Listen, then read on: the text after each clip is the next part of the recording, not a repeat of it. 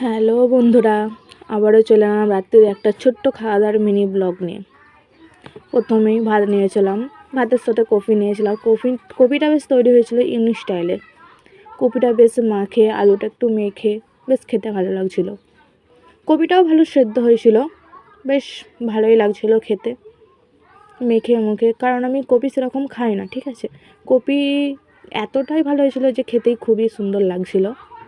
তারপর ডাল নিয়ে নিলাম, ডাল মেখে মুখে বেশ খেতেই ভালো লাগছিলো। একটুখানি কপি নিলাম, একটুখানি ডাল নিলাম, একটুখানি ভাত নিলাম, আলু মেখে নিয়ে খেতে বেশ দারুণই লাগছিলো। তারপর হচ্ছে আমি ডিম ভেজেছিলাম একটা, এই যে দেখতে পাচ্ছ টমেটো কাঁচা লঙ্কা পেঁয়াজ দিয়ে ডিমটা বেশ ভালোই লাগছিলো ভেজে খেতে।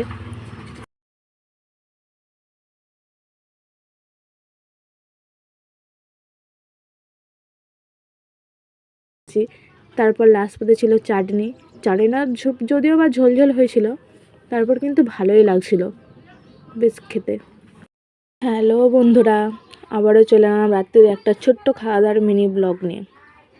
প্রথমেই ভাত নিয়েছিলাম, ভাতের সাথে কফি নিয়েছিলাম। কপিটা বেশ তৈরি হয়েছিল ইউনিক স্টাইলে। কপিটা বেশ মাখে, আলুটা একটু মেখে বেশ খেতে ভালো লাগছিল।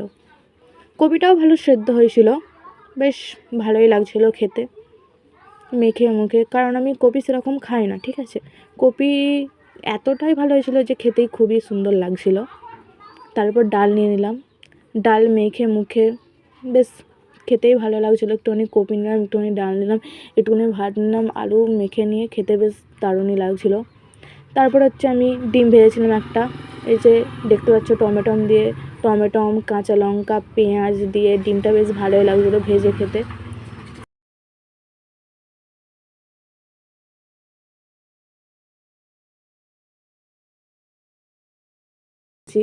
তারপর লাস্ট পথে ছিল চাটনিটা যদিও বা ঝোল হয়েছিল, তারপর কিন্তু ভালোই লাগছিল বেশ খেতে।